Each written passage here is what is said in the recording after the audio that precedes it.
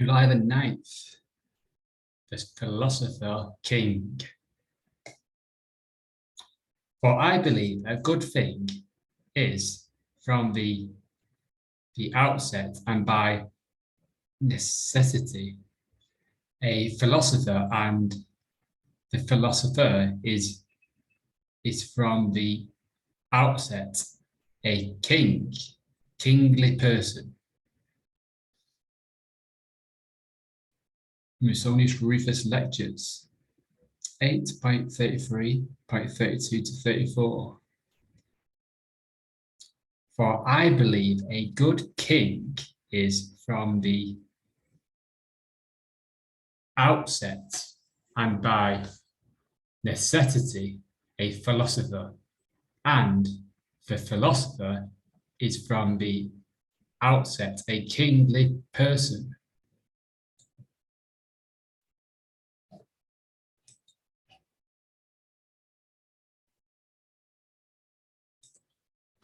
The Israeli general Herzl Halevi believed that philosophy is essential in his role as a leader and warrior.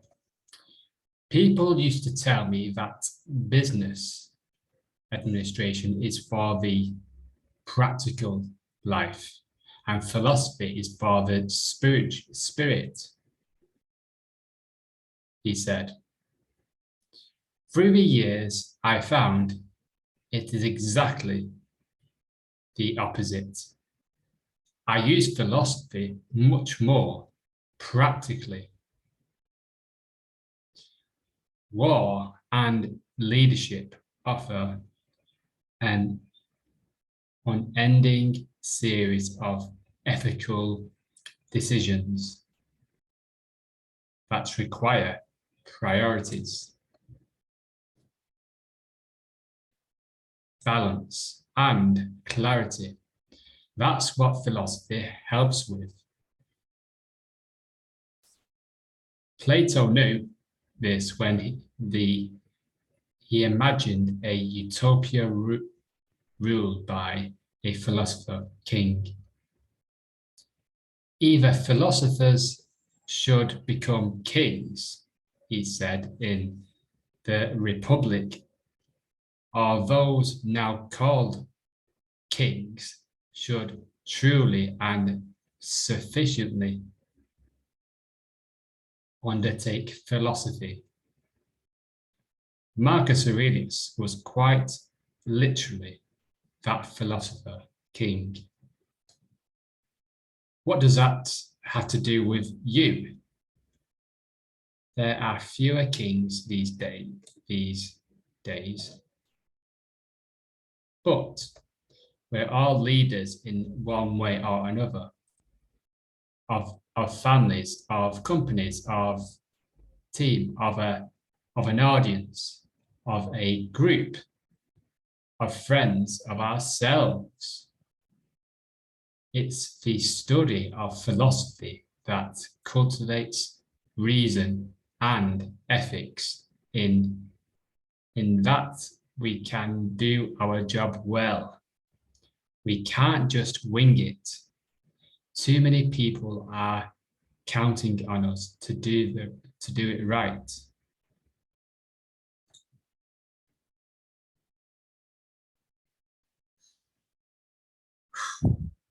The philosopher king.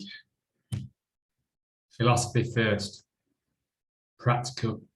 Philosophy first, king next. All kings should undertake philosophy. All active kings, all prime ministers, presidents,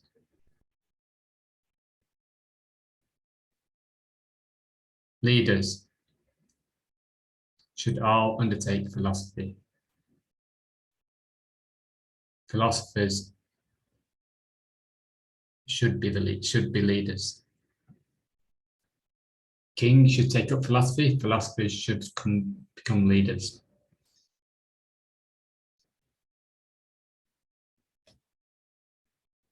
A good king from the outset, and by necessity, a philosopher. Philosophy, what I like about this, chapter is how the discussion of how philosophy gives us clarity.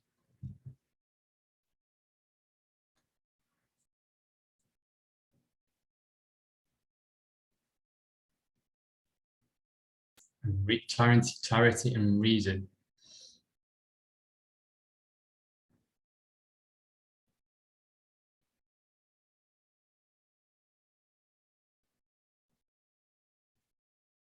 Cultivates reason, ethics. So then, ethics, clarity, reason, all of these things come from philosophy.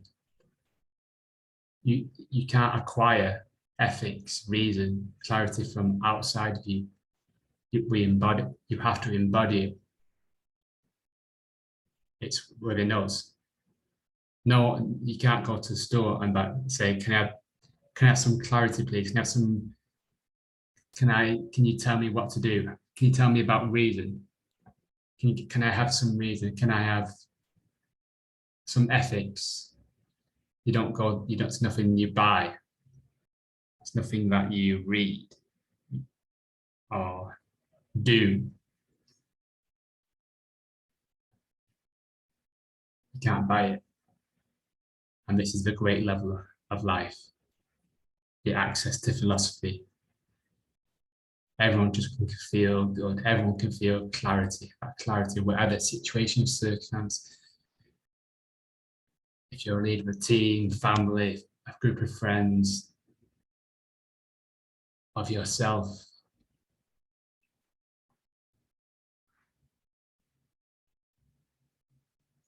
Yes, so it's fine. It's doing that. It's doing the opposite of what everyone else is doing, as stated in this chapter, where they're becoming leaders without looking at any philosophy. And it's how philosophy is tarnished as spiritual, and it's not practical. How philosophy is not practical. It's the notion that philosophy is not practical. That where is that coming from?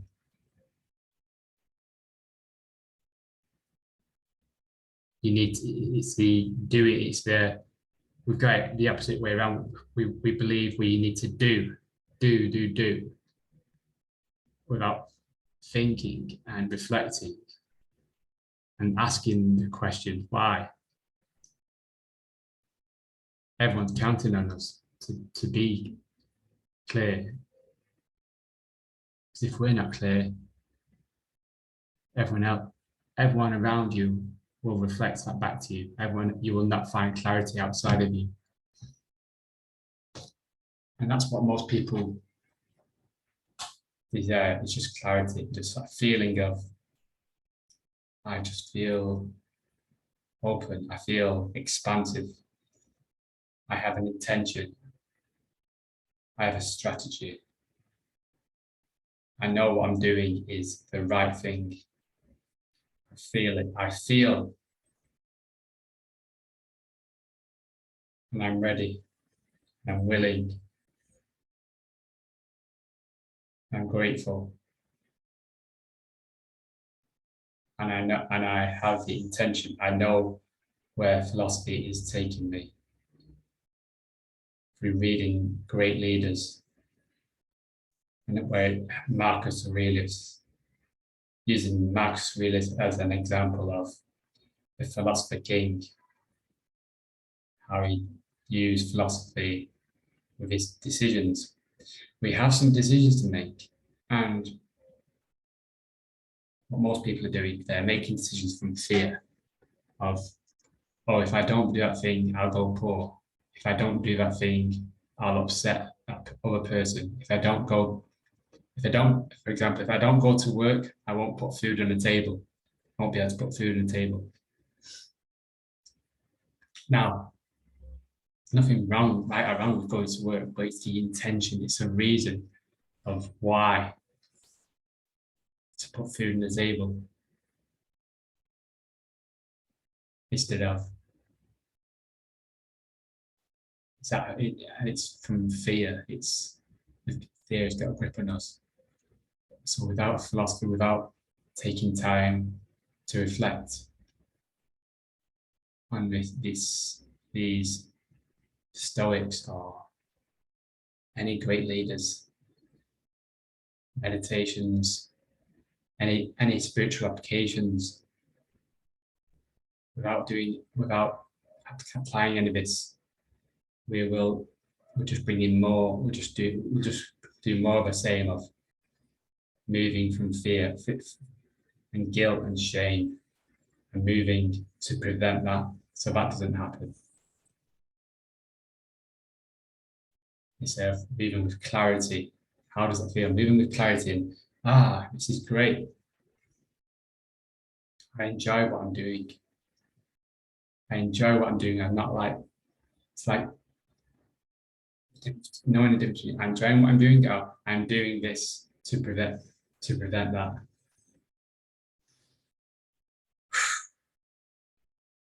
I'm enjoying, do things we enjoy,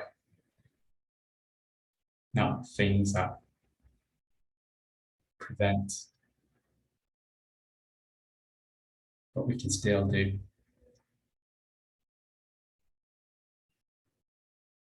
Yeah, so become a philosopher king today.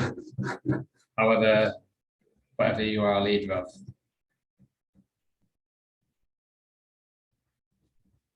Maybe just yourself, maybe yourself. It's enough. Lead yourself.